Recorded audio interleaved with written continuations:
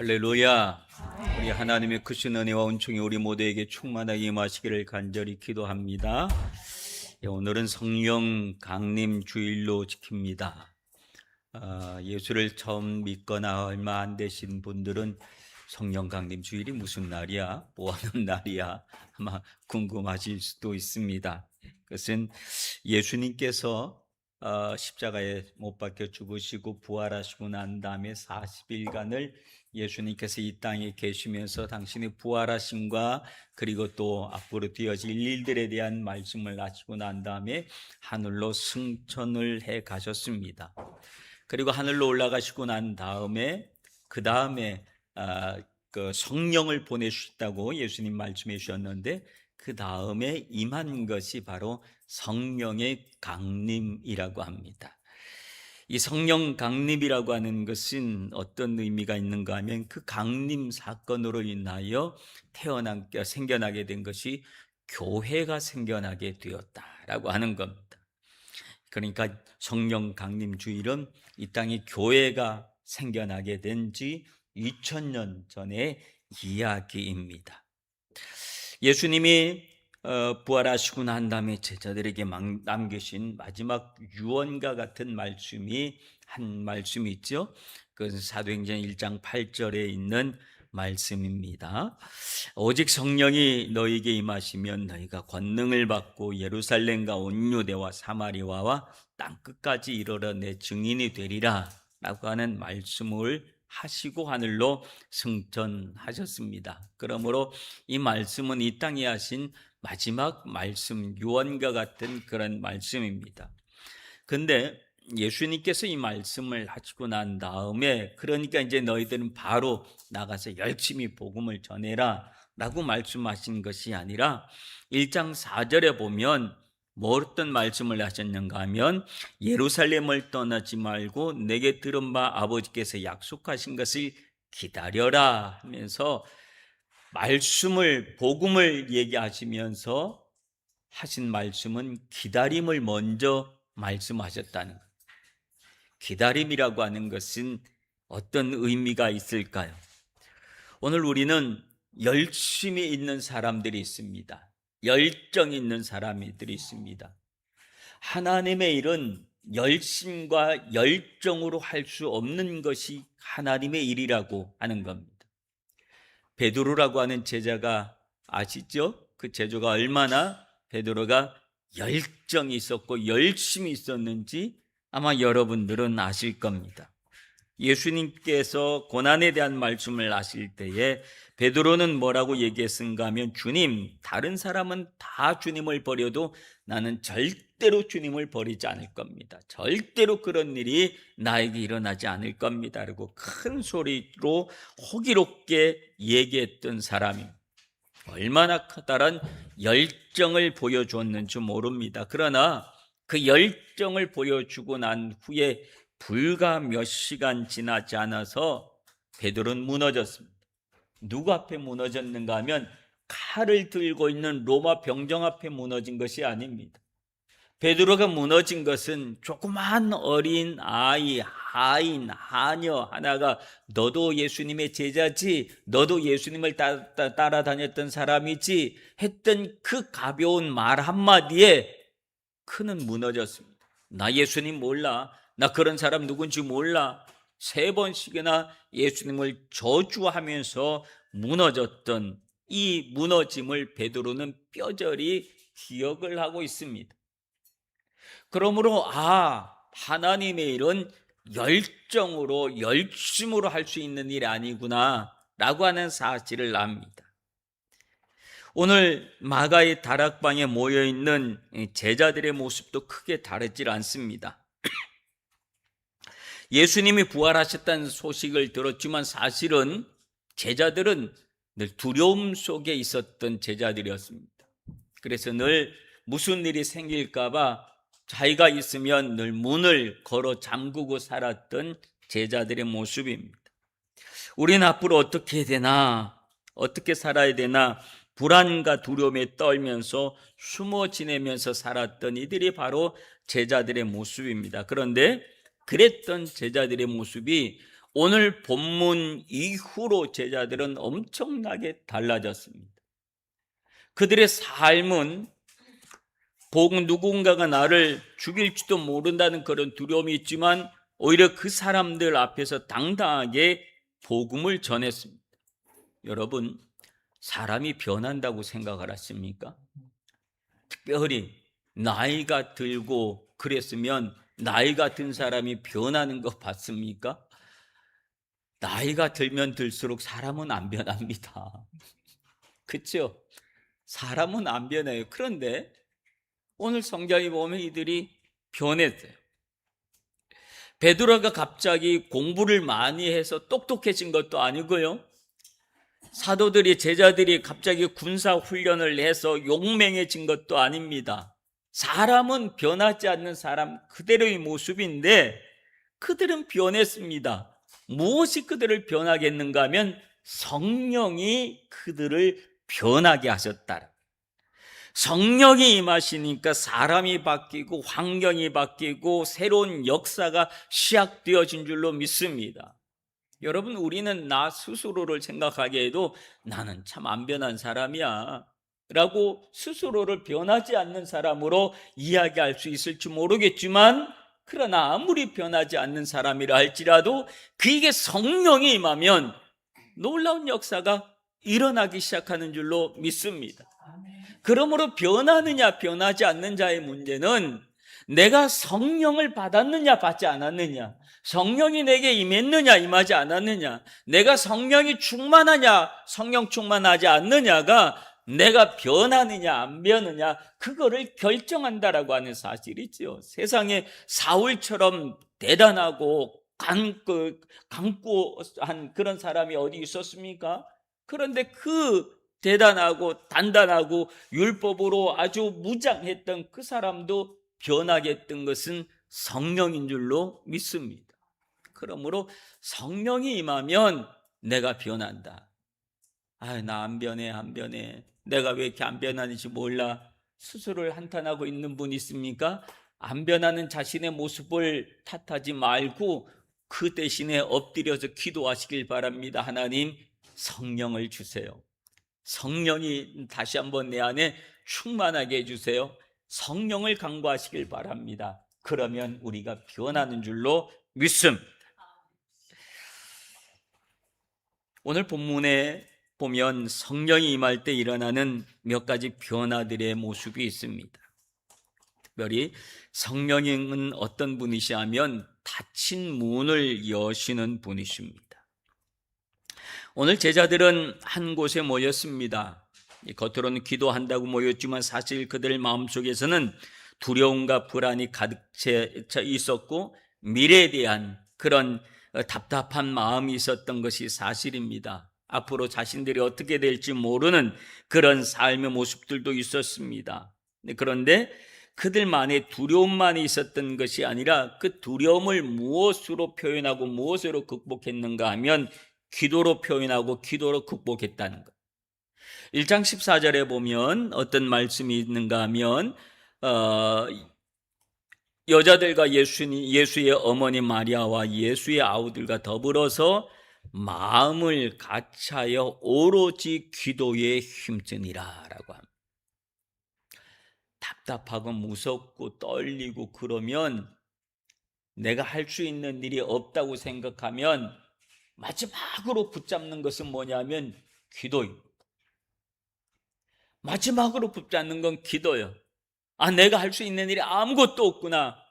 그러니 이제부터는 내가 엎드려 기도해야지. 그래서 두려움이 크면 클수록, 내가 작아지면 작아질수록, 무력함을 느끼면 느낄수록 우리는 기도하게 되는 줄로 믿습니다. 여러분, 기도하시기를 바랍니다. 기도하면 놀라운 역사가 일어나는 줄로 믿습니다. 그들이 모여서 기도할 때에 어떤 일들이 일어났는가 하면 오늘 본문에 보면 하늘로부터 급하고 강한 같은 바람 같은 소리가 있어 그들이 앉은 온 집에 가득했다라고 합니다. 성령을 표현할 때 성경은 언제나 성령을 바람으로 표현을 많이 합니다. 이 바람이라고 하는 말은 신약 헬라어 성경으로는 퓨뉴마라고 하는데, 이 말은 바람이라는 뜻과 함께 숨결, 영 이런 의미들이 그 안에 포함되어 있습니다. 여러분, 바람의 특징은 뭘까요? 바람은 눈에 보이지 않는다는 거예요. 근데 바람은 눈에 보입니다. 보이지 않는데 눈에 보이는 게 바람이에요. 바람을 어떻게 우리가 볼 수 있습니까? 바람이 휩쓸고 지나간 자리를 보면 바람이 있구나 알 수 있습니다. 바람이 불면 나뭇가지가 흔들리고, 바람이 불면 그 바람을 맞으면 내 뺨이 시원하기도 하고 어떨 땐 차갑기도 하고, 바람은 느끼는 거예요. 보이는 거예요. 바람은 우리가 체험할 수 있는 거고 알 수 있는 거예요. 그런데 바람을 그리라 그러면 바람을 그릴 수는 없습니다. 왜? 눈에 안 보이니까. 바람이 지나가는 흔적은 우리가 충분히 그림으로도 그릴 수도 있고 느낌으로도 말할 수 있고 그런 거예요. 요즘 한 이틀 동안에는 갑자기 북풍이 불어서 바람이 얼마나 차가웠는지 몰라요? 집 안에 있으면 모르지만 바깥에 나가면 이게 차가운 바람이구나, 남풍이 불면 시원하구나 라고 하는 느낌이 있습니다.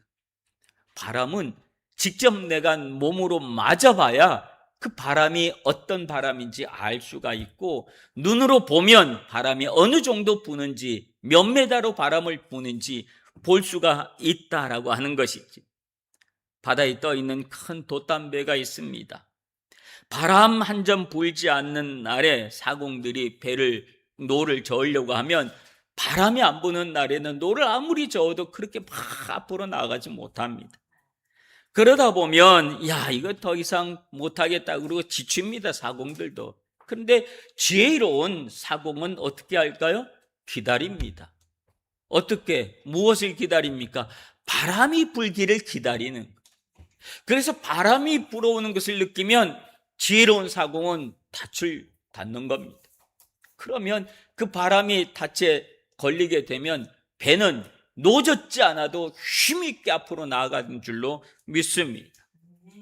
사공의 힘이 아니라 바람의 힘으로 배가 물살을 가르고 나아가는 거예요. 성령의 역사도 이러는 거예요. 여러분 삶 속에 성령의 바람이 불면 우리의 인생의 문제도, 막혀있던 문제도 해결되어진 줄로 믿습니다.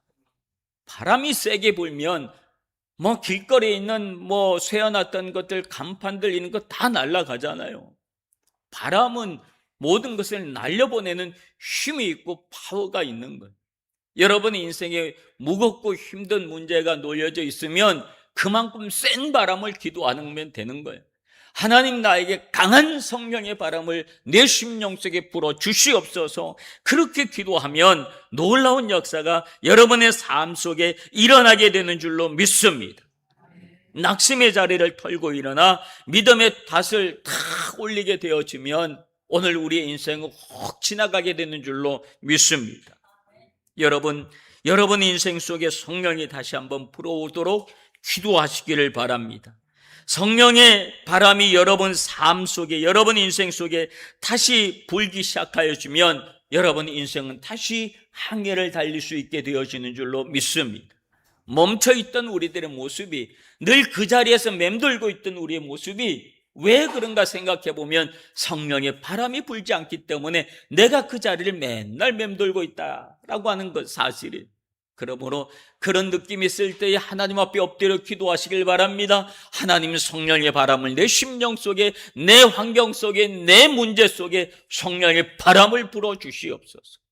성령이 바람이 불면 움직이기 시작하고 닫혀 있었던 것들이 열려지기 시작하는 줄로 믿습니다. 그리고 성령은 지극히 평범하고 부족해 보이는 사람들을 변화시켜서 위대하게 사용을 하십니다. 성령이 임하고 난 다음에 베드로가 일어섰습니다. 그리고 담대하게 그가 예수가 그리스도라고 선포하기 시작하고 설교를 시작합니다. 그날의 설교를 듣고 하루아침에 3,000명이 회개하고 주님께로 돌아왔습니다. 여러분, 놀라운 것은 베드로가 대단한 설교의 기술이나 지식이 있어서가 아닙니다. 베드로는 원래 갈릴리 바다에서 고기 잡던 평범한 어부였고 배움이 많지 않은 투박한 사람이었습니다. 근데 성령이 임해서 그를 사용하기 시작하니까 그의 입술이 열리게 되고, 그가 입술을 열어서 말 한마디 할 때마다 성령은 그 말에 힘을 실어주기 시작했다. 성령이 힘을 실어주게 되니까 그 말은 능력을 잃게 되고, 그 말의 능력이 사람들의 심령을 휘어잡기 시작하고 뒤집어 놓기 시작하고, 그들이 그 말을 들은 사람들이 양심의 가책을, 마음의 가책을 잊기 시작하고 자기 죄악이 생각나기 시작하고, 그러니까 눈물을 흘리기 시작하고 회개하기 시작하고 주께로 돌아오기 시작했다라고 합니다. 성령이 그의 입술을 사용하신 것. 아무리 놀라운 석박사라 할지라도 성령이 그 입술을 사용하지 않으면 그 말을 듣고 있으면 졸립니다. 아무리 훌륭한 얘기를 하고 대단한 교리를 얘기하고 대단한 내용을 얘기하는데 듣고 있으면 졸리는 이야기들이 있어요. 근데 투박한 할머니가, 투박한 시골 권사님이 말 한마디라도 그 말이 귀에 기울여지고 그 말이 힘이 있고 그 말을 들으면 위로를 얻고 막 그러는 말들도 있단 말이죠.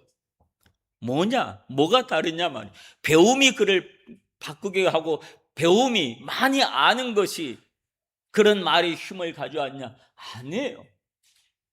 그가 얼마나 기도하는 사람이었느냐, 그의 말에 얼마나 성령이 역사하시고 말에 힘을 실어주었느냐에 따라서 그 말은 역사하는 능력이 다른 줄로 믿습니다. 그러므로 우리가 열심히 기도하고 성령 받아야 돼요.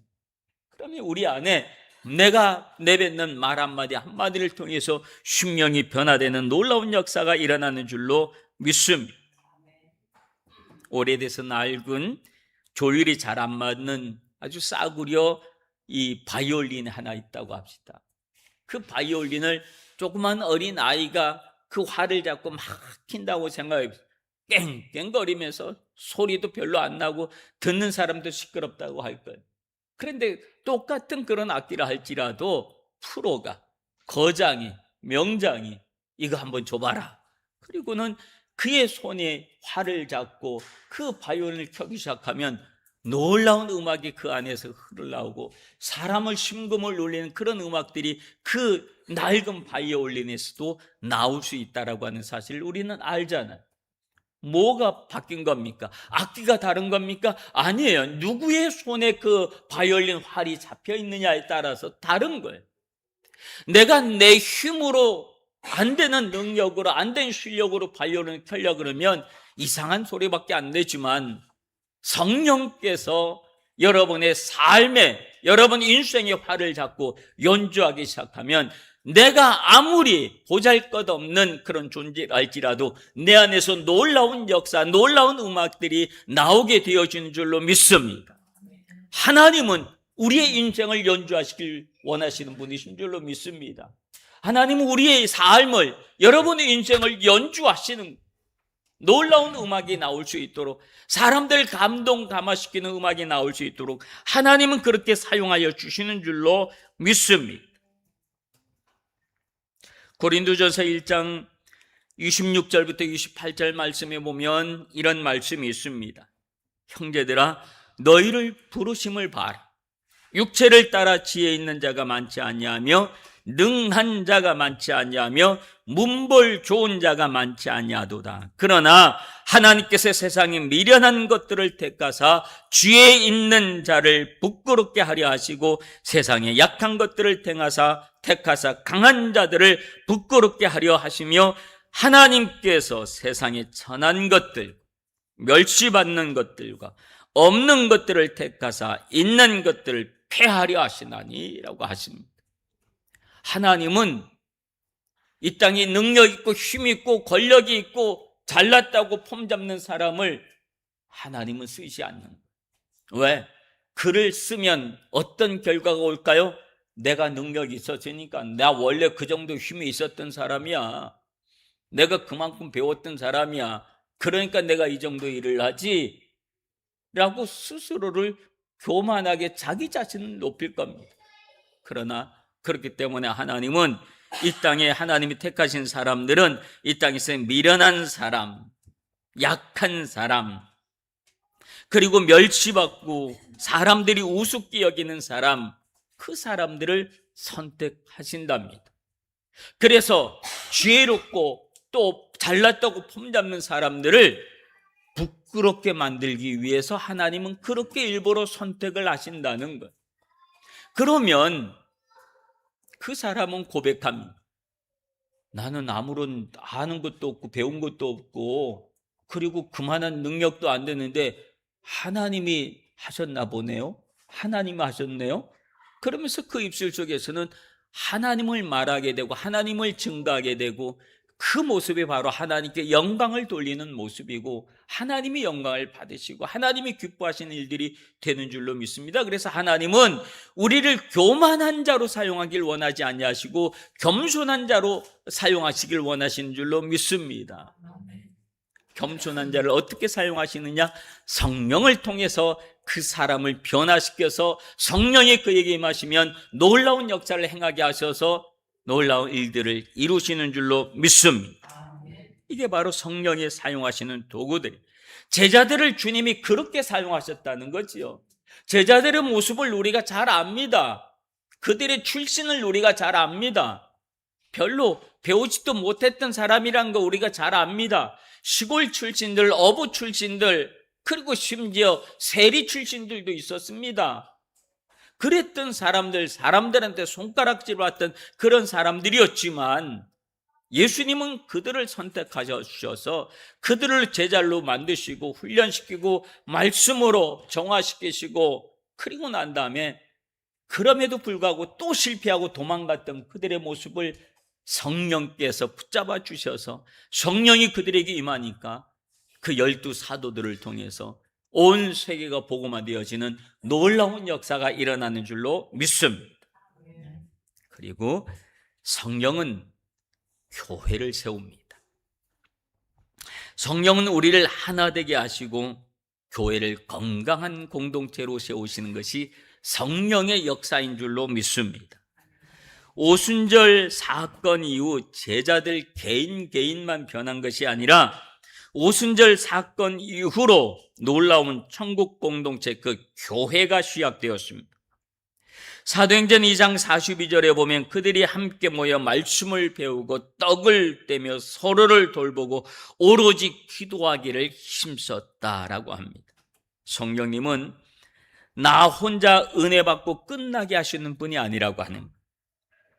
개인의 체험을 넘어서 서로를 연결하게 하시고 함께 울고 함께 웃고 함께 기도하는 함께 기뻐하는 거룩한 공동체로 성령은 세워주신 줄로 믿습니다.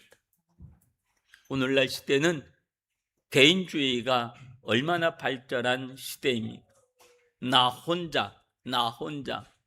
그래서 많은 사람들이 나 혼자 성경 받고 읽고 나 혼자 은혜 받고 나 혼자 기도하고 나 혼자서도 잘해 라고 혼자서만 하려고 하는 사람들이 점점 생겨납니다.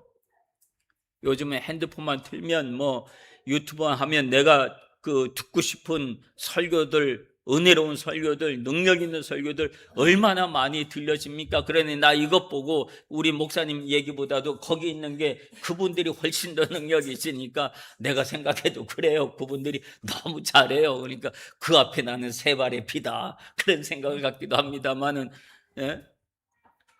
그래서 내가 그거 듣고 내가 은혜 받고 나 혼자 신앙생활 잘할 수 있습니다 라고 말할 수 있지만 성령은 교회를 사람들을 하나님의 공동체를 그렇게 사용하지 않습니다. 우리가 이 모닥불을 피워놓기도 합니다. 여름에 혹시 팀들이 오거나 무슨 일이 있으면 거기서 이제 제가 캠프파이어 하고 그러려고 나무들을 많이 준비를 해놨어요. 그리고 또 이 겨울 되면 나무들을 조금 태워야 돼서 혼자서 이렇게 불을 좀 붙이고 그렇게 하기도 합니다. 근데 나무들을 모아놓으면 얼마나 나무들이 잘 타는지 몰라요. 근데 불을 끄려고 하면 간단합니다. 나무들을 다 떼가지고 하나씩 다 떨어뜨려 놓으면 조금 지나서 그 불 금방 다 꺼집니다. 금방 시커매지고 금방 연기가 확 나고 불 끄는 거 쉽지 않아요. 금방 끌 수 있어요. 물 안 뿌려도 하나 따로따로 떨어뜨려 놓으면 불 금방 꺼집니다. 여러분, 혼자는요, 아무리 내 혼자서 열심을 다한다 할지라도 혼자 있으면 불이 안 붙는 겁니다. 혼자서 열심히 기도하고 하면 뭔가 좀 잘 될 것 같지만 안 그래요. 같이 있어야 불이 붙는 줄로 믿습니다. 그래서 하나님은 거룩한 공동체로 엮어주신 거예요.